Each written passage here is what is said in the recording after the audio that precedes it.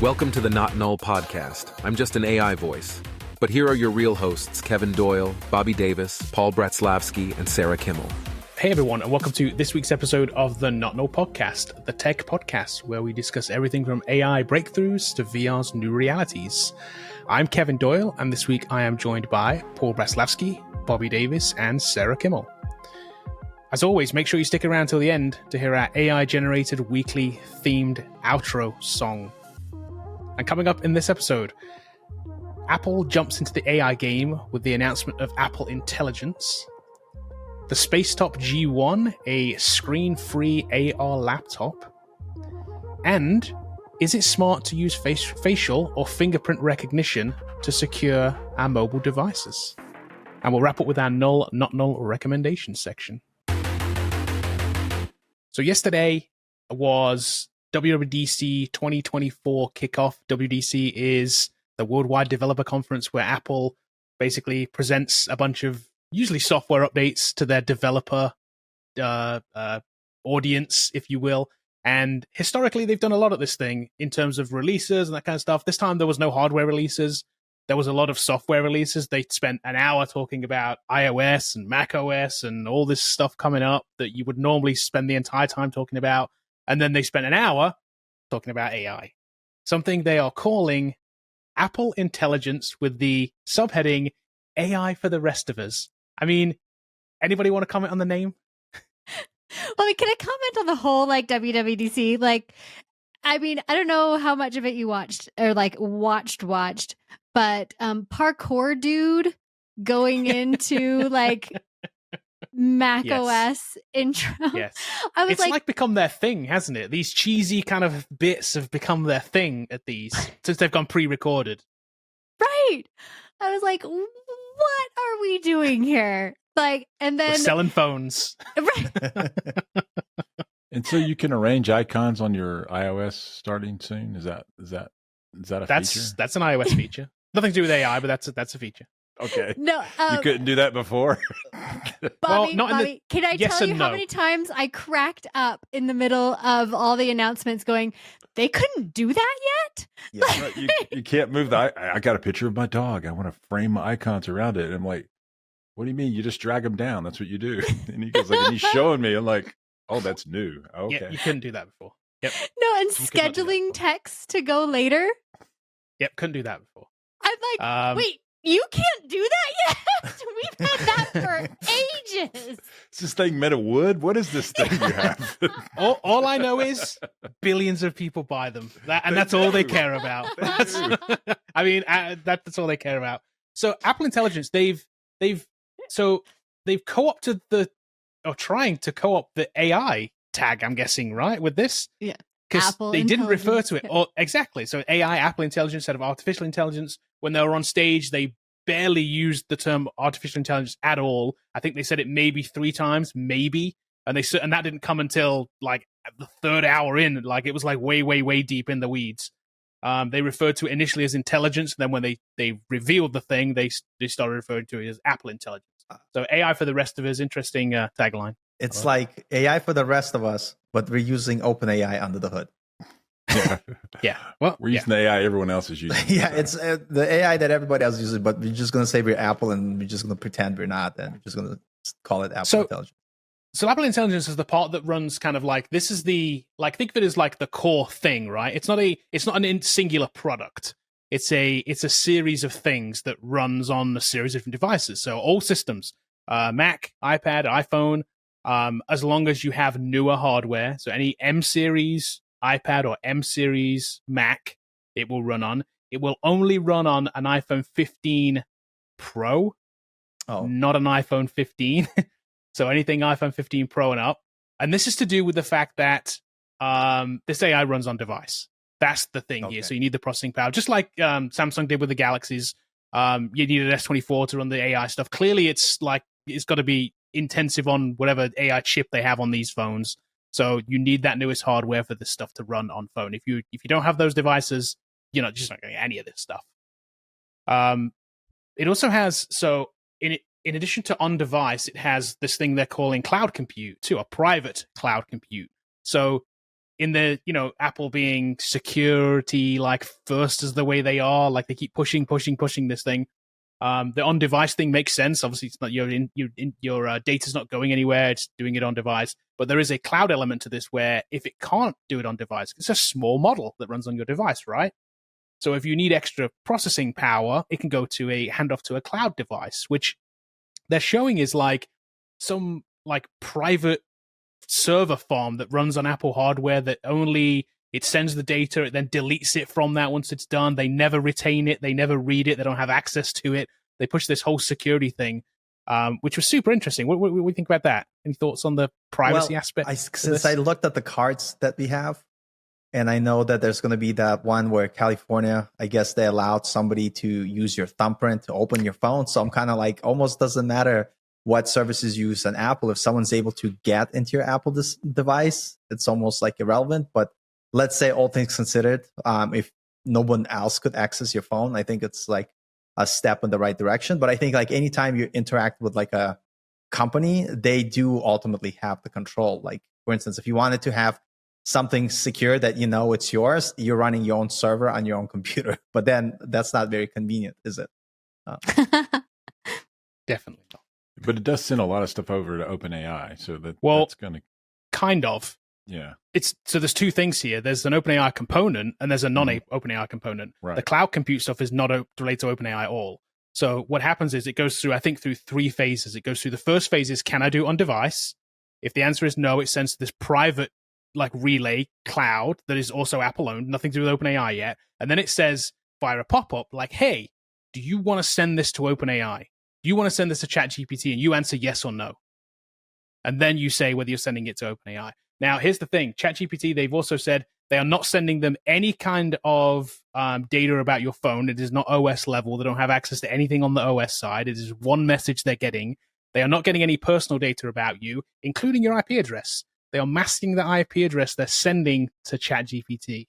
So OpenAI gets nothing, basically, in terms of being able to collect data on you. And what's interesting about this, because if they're using OpenAI, it showcases that it's not so much like OpenAI's model, but it's the fact that they have the infrastructure from Microsoft that allows them to run AI at scale, because there's nothing stopping you to create your own server running Llama 3 or whatever and kind of having your own functionality.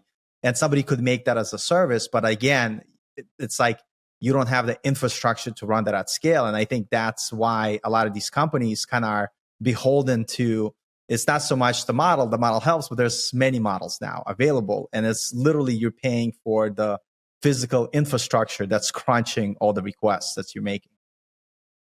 I think one of the things I think it's an interesting topic that we probably should discuss a lot. We were talking about the price of NVIDIA chips and that a lot of these companies are raising money and it reached peak hype last week. And when you think about when they raise all this money and then they go out and just buy compute, I think if I was doing a startup today, which I may be inclined to do, I think I would want to use Azure or someone like that because I don't want to buy all that hardware in case this AI does blow up and there's a bubble in it. I don't have to like feel bad about throwing away, 40,000 H100 chips, which a lot of these companies are going to do when this bubble breaks on AI. We haven't yet seen an AI company at the level of Facebook yet. We've seen OpenAI. We haven't seen, are they really going to become like synonymous with something else that we just use all the time? Are they going to become a verb? Are they going to become the thing? And I don't know yet. We'll see. Apple Intelligence, good name. But what does it really do? Yeah. I think at the end of the day, whoever controls the chips is going to and has the infrastructure, we're going to have to use their services. And what's crazy, like how NVIDIA and their CUDA language, it's pretty much used everywhere. Like even if AMD creates like amazing chips, to switch to whatever AMD thing is going to be to handle. I forgot what it's called, but it's not obviously CUDA because that's NVIDIA specific. And pretty much that's like industry standard now. So they literally have the best moat for any company. Like they're not going to be able to compete with NVIDIA. So I think I heard, maybe I dreamt it while I was getting surgery, but there might be like a court hearing that Microsoft DOJ's already lining up to sue. Yeah. So it's like, because they might have a, monopoly that nobody else could play in their play space. I really think it's a little early for that. Like this market's been around for 2 years now. Right. So like, let's slow our roll to figure out if there And is I agree a with monopoly you. to even be worth having. I Yeah. mean, like, Yeah. maybe. And I do think AMD and Intel and all these other people will make something. I mean, there's going to be competitors to it. And they're not going to sit around and watch, NVIDIA be a $6 trillion company while they do nothing. So, but like, my point of this whole thing, the reason I laughed at this whole Apple event, I watched it, and full disclosure, I'm running a Mac Studio, so I'm not anti-Apple. I have like Mac Minis. I use a Mac every single day. I don't have an iOS device. I have an iPad. I don't have an iPhone. And then I'm looking at it. I'm like, what is this gonna do? Like, why would I buy the iPhone 15 for $1,500 or whatever it's going to be? And I don't know if there's an answer to that that's really compelling yet. I get access to ChatGPT We'd have the for app. nothing, I guess. Already got that. I mean, like, so are they going to connect Siri to all the other things and make Siri better? Yes. That's what they're saying, but no one's really seen it yet. So we'll see what happens. There was demos. They had demos of it. I'm sure it's going to be pretty good, but is it going to be life-changing? So Siri was a big upgrade in terms of like, does it integrate on an OS level? Yes, you can. Yeah. So Siri has things like you can I forgot what they called it. It was on-screen awareness was one of the things. So it can look at something and it can answer questions about things that are on the screen or actions you're taking on the screen or things you're doing on the screen. It was built into a whole bunch of the apps so that it has awareness of like, they showed one where they showed like a 3-piece app where it was like, you can look at the calendar and it checked the calendar invite and then says, but I'm supposed to get from point A to point B. Do I have enough time to go from this meeting I have here to this meeting? And it knew based on an email that it read and a flyer that it saw a date and time on and said, it's going to take you 25 minutes to go from that meeting you have here to this location on this flyer to your kid's concert, whatever it was. One thing I'm going to say here is like, I feel bad for all the 12-year-old, 13-year-old teens who sometimes use iPhones to look at not safe for work content. And now before it's like, I just clear my browser history when I was 12, 13 years old, but like now it's like everything is recorded. Your AI is aware. They could describe the stuff you're looking at. So it's like, it's kind of cool getting all these features, but I feel bad for all these folks that are, I just want to browse this in private. And it's not, now what? Siri's going to be like, I think you're going to like this if you like that. It's like, what the hell? It's like, what's this?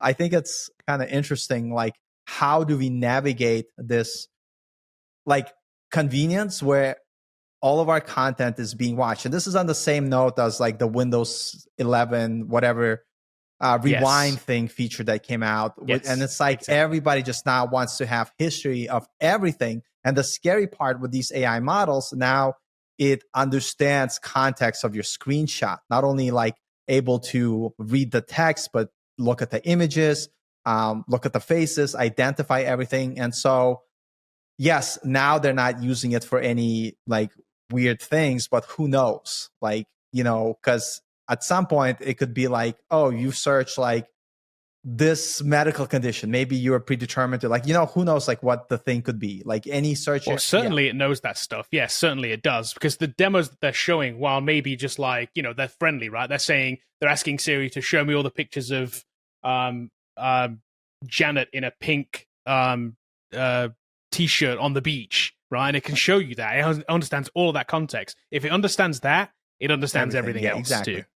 And so there is like, if you have that type of ability, like there is no privacy on your phone. You know what I mean? This is like, and so how do we navigate this with the fact that we want the convenience, but this convenience comes even at a higher price that I think we even understand yet. I don't think people understand exactly what it means, because most people don't even understand ChatGPT yet, based on our previous stream where people were like using it, eat rocks and like whatever. It's like, so the question I'm going to come back to, this is what I was trying to get at, Kevin. Does it work? Yeah, like that's we were promised that we could search Gmail too with ChatGPT and it, or whatever they're calling their thing. We did a test on stream. Yeah, it doesn't work. You know what else though too? They showed that exact test of like with the flights. Yeah, I saw that test somewhere. So like, I don't know. Obviously, we haven't got hands on. This isn't even. Nobody's got hands on with this yet. Even so, the beta version. Well, they didn't even released demo yesterday, it. They just said it can do this, and they're like, Yeah. And you're like, oh, okay, yeah, I'll take your word for it. And that's Let me buy it. that's where we've got, isn't it? Think how jaded we are now about all of these other AI demos we've had, that we don't believe anything that any company says now. Because you look at all these other demo fails that are either vaporware or just never happened, or they just don't say what they say they do one thing and they do this other, or they don't work at all. Like, we're so jaded we don't even believe it until we can actually talk to it and do it or do the thing. Like, we're just like, it doesn't even work. Like, it's so bad, isn't it? Why are they always showing, like, your flights and stuff? Do people just fly a lot more than I do? I mean, like, and just forget when their something flight you do is. every week. I'm going to wherever, and like I forget what the demo was. It wasn't like, I forget what it was. It wasn't about like, it was about getting from the airport or something. It was like, oh, I've got to pick my mom up at the airport and I need to get from there to there or something. That was the thing. And it knew the context. It knew the flight your mom was coming in on based on an email, and then it knew the thing. So it's like, that means they're reading our emails. That means that they're going to have ability to interact 100%. With other apps that we have, like Uber Eats, for instance. This tab right here, Paul. Oh yeah, this tab right here, Paul, is like your worst nightmare. Yeah. Personal context. Oh my god! Because in order to get personal context, it has to tie into your messages, to your email, to your calendar, and it does. It ties into all of those things and has the context of those things. Now, whether you can turn it off or not, I don't know. We haven't talked about that, but I'm assuming you can. But they did say iPhone 15. I'm rocking iPhone 13. I think that'll be my upper echelon of iPhones. That's it. You can go to a regular 15. You just Come can't go to Android. There you go. I'm gonna go to the non-AI app. Well, we've got AI too. Yeah, they got AI. And the background removal stuff in pictures. I mean, we've seen that before. A lot of people can do that. The Pixel's been showing that for a minute. Removing the photo bombers out of your shots. Well, I love the like circle to search that they showed. I'm like, I feel like I've seen that somewhere before. I think it was different. They didn't have circle to search, did they? It was like circle, and then it had like menu pop-ups. Oh, it was. Oh no, the circle in here was okay. So the circle that they showed was the one where they had it. It was circled to draw an AI image. That's what it was. So they were showing a presentation, and they circled a blank space, and then they had a thing where it said like, "Oh, based on the context of what you're writing here, you want an image of this that has these attributes." No, I thought they circled some sort of image, and then there was like contextual menus that like popped up. Yeah, that was it. It's image generation is what it is. I didn't think it was image generation, I thought was just but maybe I wasn't paying attention. Super cringy to me. Well, just not cringy, but just like really that's the feature is like AI generated emojis. Like we didn't have enough already. Like, I actually like that feature. But like, do we pay $1,500 or $1,900, whatever this phone's going to cost? You know how much those are going to get used? It's going to be insane. I guarantee it. That's insanity. But we're the same audience that's like, why do people use TikTok? What are they getting from TikTok? And it's like, trust me, it's the same things happening. It's the same crowd. I guarantee it. Kevin, don't call us old. Come on. So let's talk about some new hardware then this week, specifically the Spacetop G1. Weird this to look at here for those of you that are watching here, but yes, this is a screen-free laptop. It's an AR laptop. It comes with a pair of glasses instead of a screen. The current laptop form factor has been around for decades now, right? I think it would go back to like the 80s maybe was the very first like laptop form factor, clamshell, screen on the top, keyboard on the bottom. Could this be the future? I don't know. Do we get a pair of glasses instead of a screen there and a keyboard? So this is basically just a description. This is, again, it is clamshell design, but instead of a screen on the top, it's a pair of glasses that folds on top of the laptop. So while it folds away, you can tuck it away. It's portable. Instead of a screen, you get AR glasses. This is a $1,900 laptop, ships in October 2024. And one of the big things here is doesn't use Windows. This uses a custom Android OS. So this uses its own, basically, it's an Android laptop is what it is. So think Chromebook kind of thing, I think. I'm hoping it's more powerful than a Chromebook. But Paul, what do you think? Do you think you see yourself working on an AR laptop? So I think they missed the boat 100%, though I see myself working on this. But what I'm going to say here, let me share a link. I shared the run link here. Let me throw in chat. So basically what they need to do if they want to make $1 billion, they need to combine the form factor of the Sony Walkman, the Twiddler keyboard, and the glasses, then I'll be sold 100%. This old school keyboard, typing with two hands, wearing glasses, to me, it's dumb. I imagine using this like this. You have the glasses, you have the Twiddler keyboard. If they could put all the compute inside that, That would be insane. If they can't put it into something that looks retro like a Sony Walkman, like back in the day, that's your computer. You got the one-handed Twiddler keyboard. You got the glasses. Now I'm talking about the future. So I think Twiddler keyboard and that company, they need to work together, like, because this makes more sense to me than having glasses and sitting in a more traditional desk. Because when I think glasses, I think thinking mobile. I want to move around, I want to walk around. So if you're walking around, you have like one-handed keyboard and everything's happening. That makes sense. That to me, like, yeah, she's working on the plane, but it's just like, that I might as well set up my desk. So they missed the boat. Yeah, but you don't have a 100-inch screen at your desk. This is a 100-inch. That's what I'm saying. That keyboard needs to be the Twiddler keyboard. That's where they went wrong. That's why you need to introduce and meet other companies that are building cool stuff and work together. Because look how dumb that looked. Like you unfold, it has the glasses thing. Imagine just having a small glass case. Your glasses are hanging here.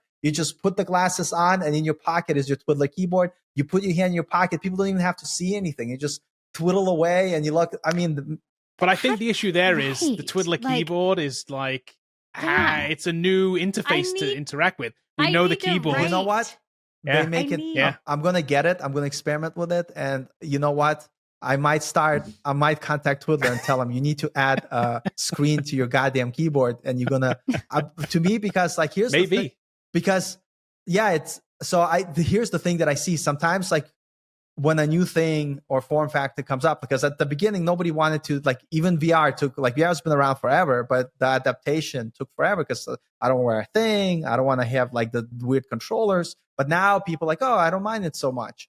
And so for me, I think having a thing that is you're thinking of like, okay, bigger screen but normal standard like experience, like I'm at my computer, they got to think beyond that.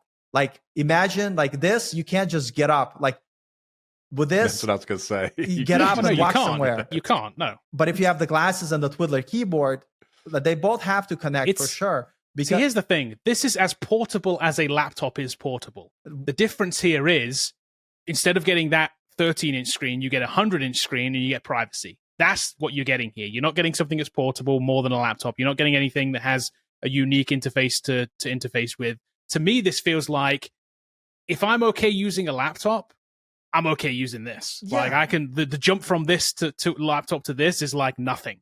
It's literally nothing. And to me, it's a way to your idea, though, is like, honestly, I'm going to look at that boomer. Look at the boomer. Yeah. I mean, we're all boomers, by the way, here, I think. So I'm allowed to say that. We are not. You know the age range for boomers. People use that so I use it wrong. What is the age range for boomers? Anybody over 22, I think, is the... Yeah, that's what kids say. Seemingly. Yeah, I'm using over the 60 right now. Over 60. Right. So anyway, but the young kids, they don't know that. They call everybody who's over the age of 22 a boomer. But here's the thing that I'm saying. For me, like, if I already have a laptop, I'm not going to buy another thing to replace it. So here's the thing. Like, why can't they just make that glasses that you could plug into any laptop? That would be that is a thing. Yep, but if they're building this standalone thing, then they should be like, then let's go all in mobile, Twiddler keyboard, glasses. You know how cool it'd be? I see myself just, I'm gonna write him an email and write Twiddler an email and be like, what are you doing? What are you doing? Hook up. Anybody else will buy this or not? No, the OS is a non-starter. It's the OS itself is a non-starter for me. That's my biggest problem with it. I mean, like, I don't care what it does. I'm not, what can I run on this OS, you know? Yeah, that's my biggest problem with it. It's a bespoke OS that, what can I run on it? I didn't even know that. It's Android, and it's like, yes, it'll probably run Android stores and things, but then, like, there's going to be some kind of compatibility things with this, and you just know there is. It's not Windows. I guess I thought it was Windows tablets from Amazon. Never mind, I'm not buying it. You're like, Amazon tablet. Yes, I got my Fire tablet, and the first day you use it, you're like, oh, it only can run these 10 apps. I mean, like, what is this thing? I think this is an easier form factor, like you were saying, Kevin, like that people can jump to instead of like Apple Vision Pro. I think Apple Vision Pro feels so like intrusive and everything, where this, like, it's just like some glasses that you put on and you're like, typing like you would on your normal computer. I think interface is what we're used to. Yeah, definitely. But that wire, you'll be yanking that off the desk like 10 times a day. Oh, for sure.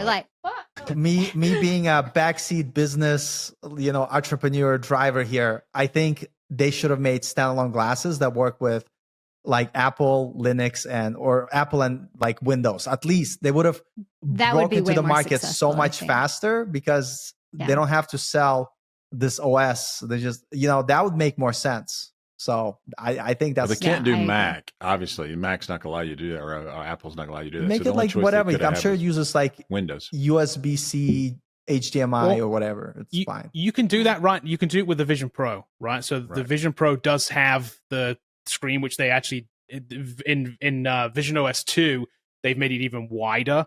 So you can get a giant screen and you can use your Mac, and basically you duplicate the screen up there. I'd say duplicate. It's bigger than duplicate. It doesn't take the screen and push it into an AR. It makes a bigger version of the screen, and wraps it around you. So you can do that. But again, you need a Mac and an Apple Vision Pro. So you're thinking about a $3,500 headset, plus the Mac Pro. So it's like, you're a few $1,000s in to get that. You can get it, but this is what I want. If anybody's watching us who's very tech friendly, if you buy this and you disconnect that wire, can you hack it with some sort of interface to work on another device? Because to me, I think the magic here is just the good glasses, AR glasses that they're X-Real glasses. So that's it. That plug into any computer. They didn't make the glasses. That I would buy 100%.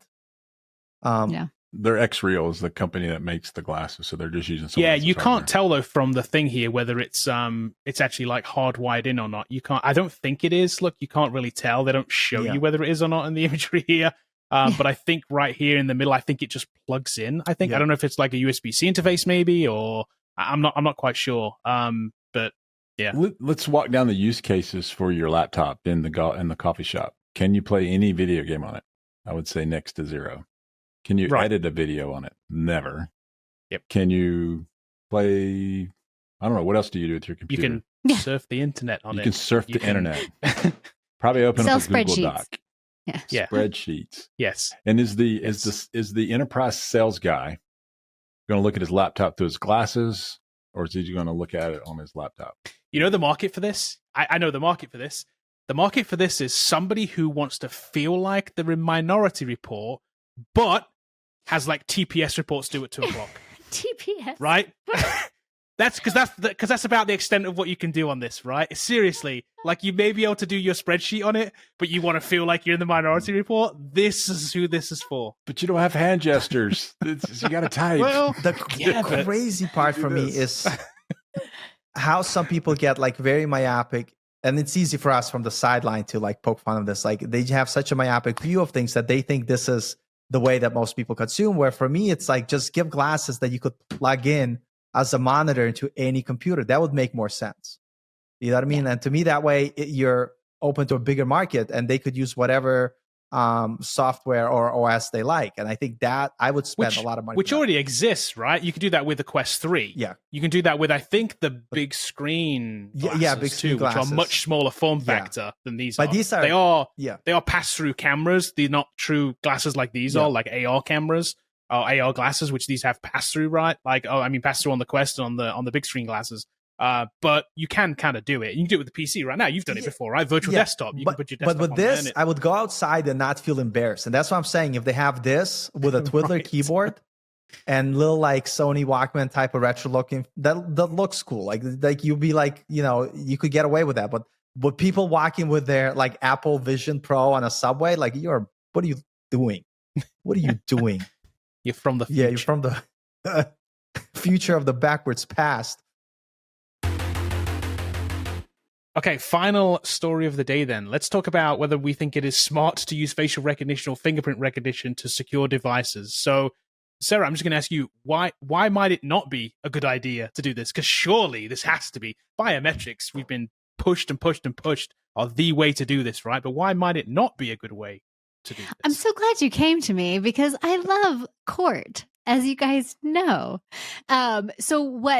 But the big thing here was that the California Appellate Court deemed that it was okay for the police officer to force the suspect to unlock his phone with his thumb. Like not even like I guarantee it was not a like, hey, can you unlock not this friendly. phone? Yeah. With your thumb. Yeah.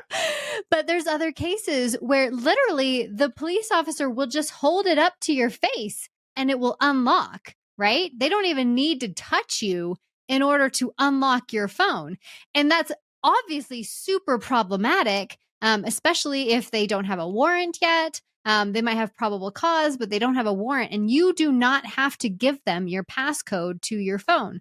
Like that is, even when they have like a search warrant, like for your phone, you don't have to give them that passcode. And so, and there's, cases where law enforcement will go to Apple or whatever and say, hey, can you hack this phone? And they're like, nope. So when you enable these biometrics, you are literally just handing over. I mean, not that everybody's a criminal or anything, but, say, and this is the case that I am like super invested in right now, which is the Karen Reed trial happening over in Massachusetts. And the problem with this Karen Reed trial is, like, I came into the trial not knowing anything about the pre-stuff, but as I've been watching the trial, it's like, oh, dang, she was framed and she is innocent, right?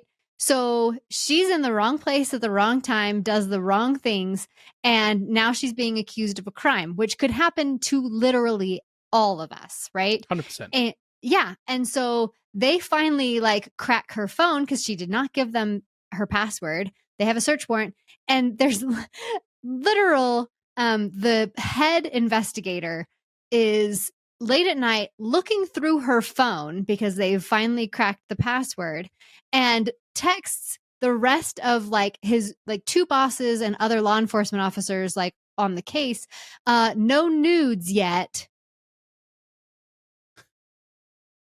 Like, Bro, That's seriously Wow. Right? Wow. Classic. right? But I'll keep looking. Yeah. No. But I'll let you know when I find them. what I find. No nudes yet. And then like his supervisors aren't like, dude, hey, that's a suspect's phone. Like, no, they liked his comment. Jesus So Christ. this case is just a crap show. But anyway, if you are just giving access, like I said, I'm not a criminal, but if I'm ever like accused of a crime, you better believe I'm going to hire an attorney right away, and I'm not giving them access to my device, because that's just like handing over. Like if someone wants to frame me, sure, they can like hop in my device and like do whatever they want. And now I'm being convicted of a crime. So anyway. PSA, turn it off before you give it to the officer. Then that bypasses all BIOS. You just enter a passcode in. That's one technique. But for sure. I mean, do you have time to do that? Like You just, sometimes while you're holding on to it, you're just holding the button down. Yeah, I'll give it to you in a second. Just 1 second. just Yeah, you got- one I'm second. complying. Hands are You up. gotta hands turn it are up. off. But it's so funny, like, because today I asked my mom, like, hey, because she asked me, like, can you install Uber? I grabbed her phone, and she's like, I'm like, oh, I don't know her passkey. So I'm like, hey, mom. She looks at me. I just hold her phone in front of her face. Yeah. It locks for me. And so Apple should do like a thing where it make it slightly more secure. Maybe it needs to read both your thumbprint and your face. So you have to be holding your own phone to unlock. Like, I can't be holding your phone looking at your face to unlock it. Two-factor biometric. Yeah, two-factor biometric. Two-factor biometric. But that's like crazy thing. It's like, that's kind of wild that people are able to do that. Like, Yeah, so I did read a little bit about this, it's because there's it's unsettled law that biometrics are not necessarily protected by Fifth Amendment, which is why when you give, that's why you don't have to give your passcode, I guess, right? Because you're actually it's the act of physically doing something. You have you have to speak about it, right? Yeah. Yes, you say And it. you Yeah, have you the have right to say to it. remain silent. Yep, Yeah. exactly. But this isn't saying anything. It's looking at it, or it's putting your finger on it. So there's no actual protection. You don't have the same protections. That's why they're allowed to do it. And that's what they, in this court, that's what they got away with. Not only did the officer force him to do it, they were then legally said that's also okay that he did that. Yeah. It's I will say crazy. in this case in particular, he was on parole, and his parole Sure, he was a bad guy. but his parole agreement stated that he had to give his passcode up to his phone. and that makes Okay. sense. But too. but they doesn't deemed it's mean that okay.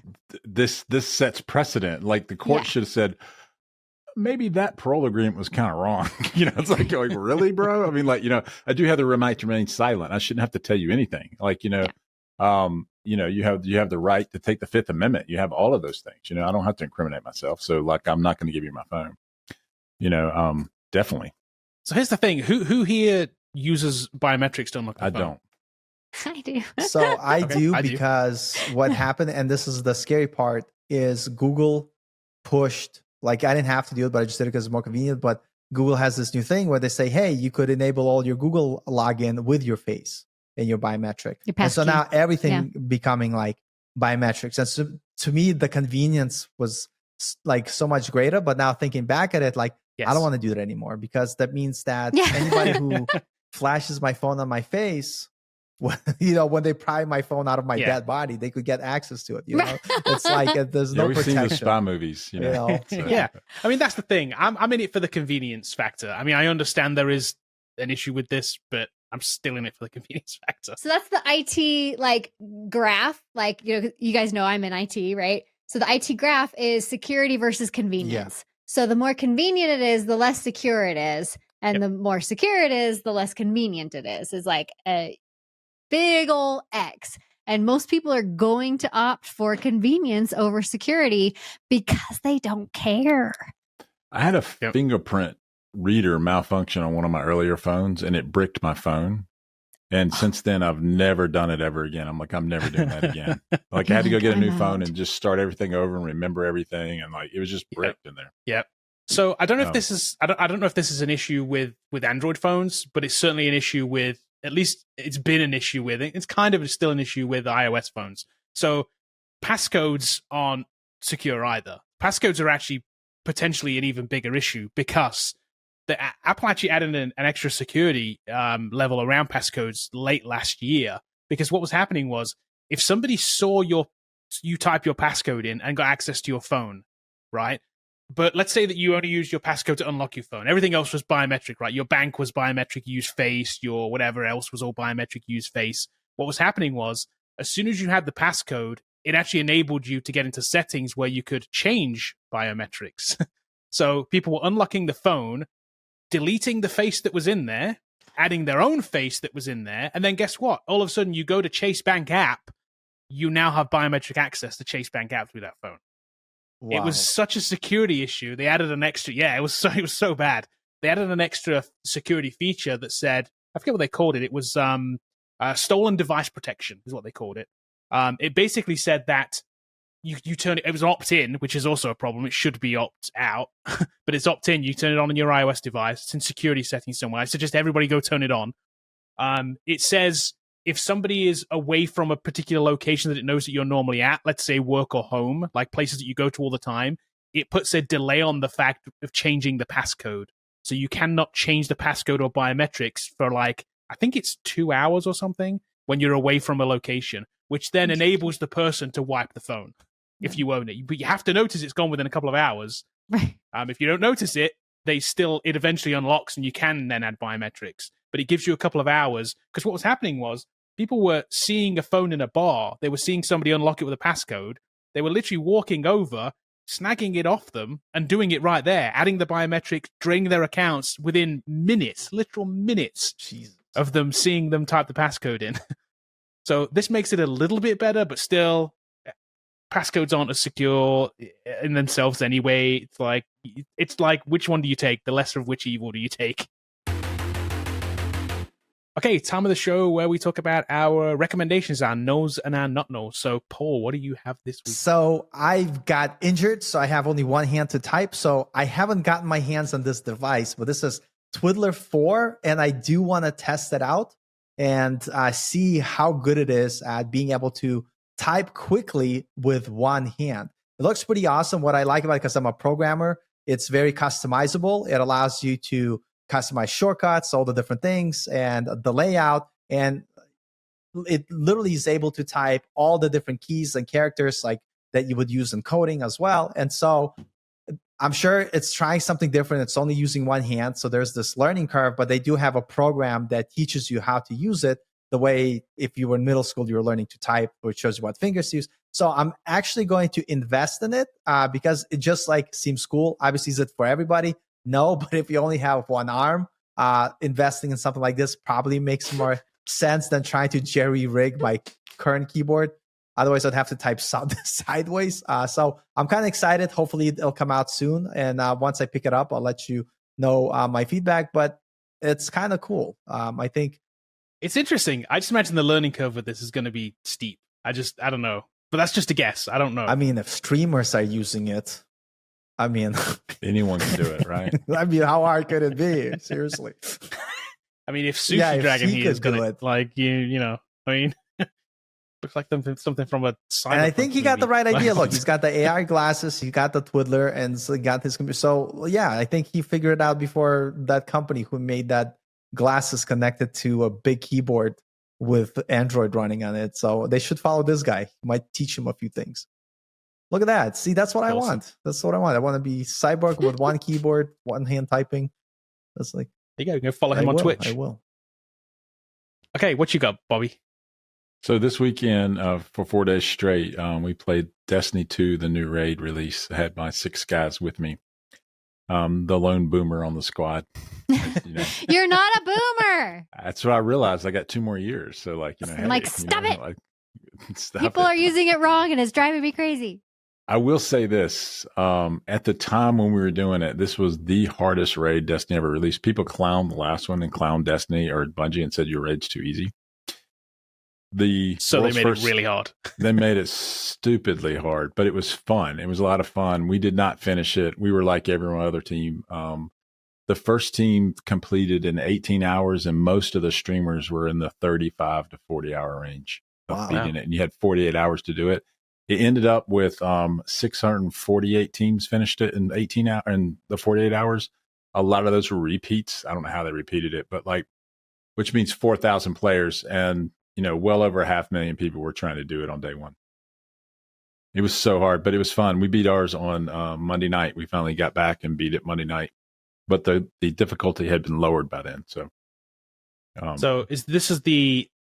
it's called the Final Shape. Is this the Final last Shape expansion of Destiny 2? No. This is like a lot of people ask me that all the time. I don't know why. Like I speak for Bungie, but if something makes well over $1 billion a year, you don't end it. You keep making it until they quit buying it. And I promise you, they're going to make a next release of this for sure. They'll probably make Destiny 3 for sure. But it's really cool. It's fun. It was very difficult. Now, what I find for the coders out there, the fourth encounter is what everyone got hung up on. And it was elite coding challenge. Just trying to explain this to my group in there.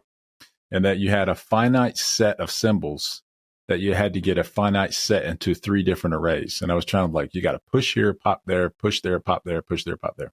So I like that it was a coding challenge. It was. It's like, I could do this in JavaScript, but I can't do this while there's a big purple eye monster shooting me. So funny. Maybe that's what developers need more. Big purple eye monsters chasing them around to get their work done. So, but it was fun though. We had a lot of fun. Awesome. Okay, what you got this week, Sarah? Okay, so we were talking about races last week, and it made me think of a really cool like app / thing that I like to participate in. It's called Conqueror, like Conqueror Challenges. And I'll show you one that I've done.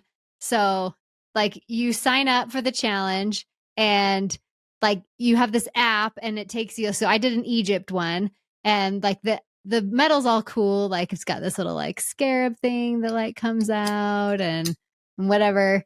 But that's awesome. And then it's got this like cool guy in the back and everything.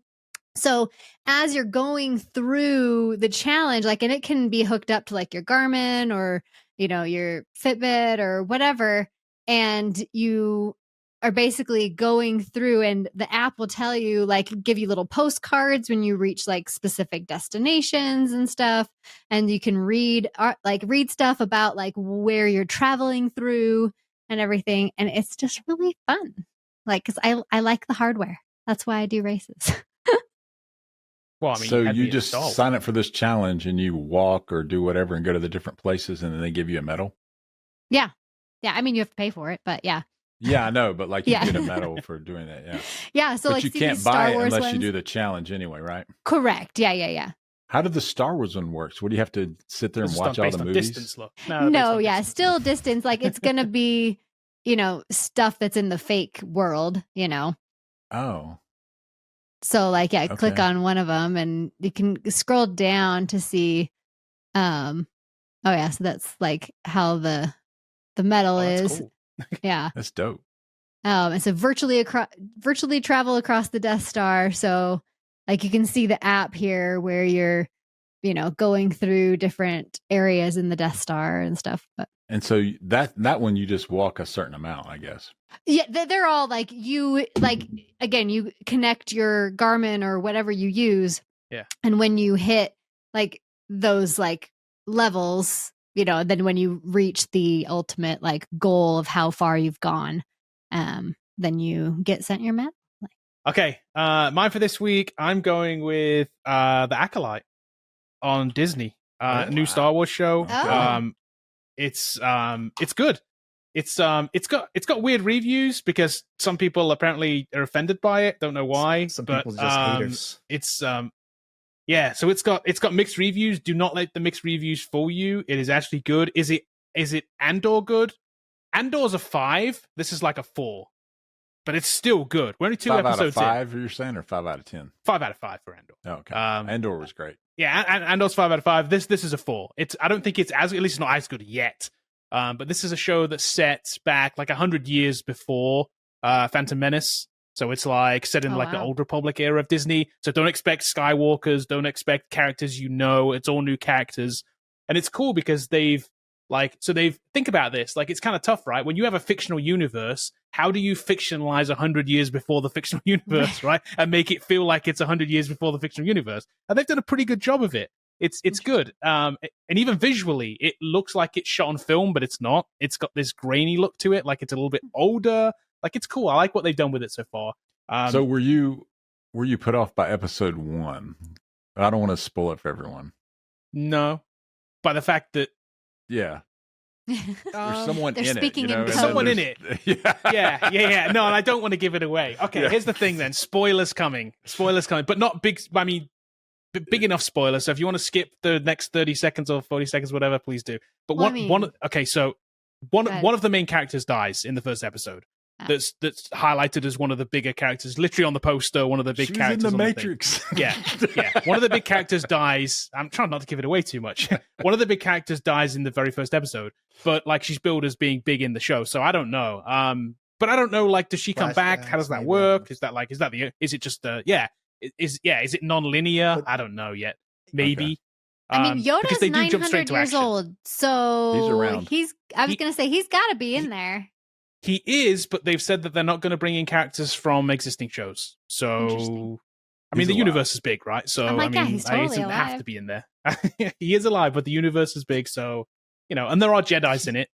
There's just you don't Here's know. one who they thing I'm are. going to say, like, They've not been for all the haters out there, it's like people make fun of, like, because there's another show that was out that I really liked, Halo. A lot of people hated it, but I'm like, I love sci-fi. I will watch any sci-fi. The fact that they're still making sci-fi Right. shows, thank God, because that's what I like. And so to me, like, every sci-fi show is good, regardless of, like, because that's what I like. And some people, they get too, like, they do that comparative thing. Well, the original Star Wars, or like this is, or it's like they talk about like the new generation, and like, who cares? I get to see flashy lights on the screen.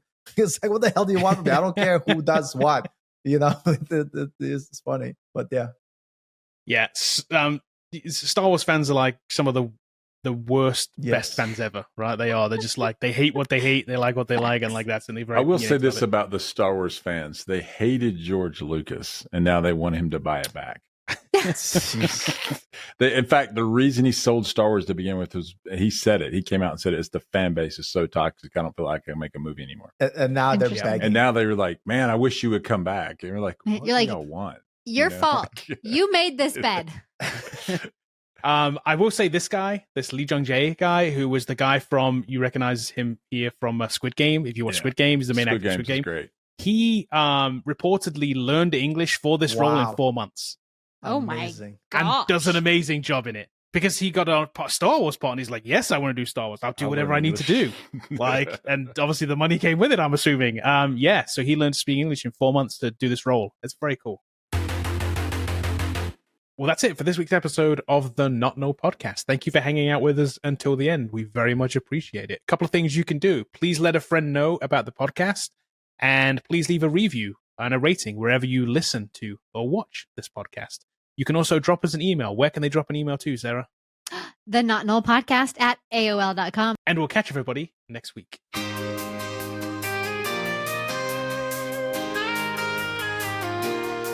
In a world that's always changing, there's a light that's shining bright. Apple's intelligence, oh so amazing. A future that's so right. With Siri getting smarter, and Face ID so secure, your life gets so much easier each day with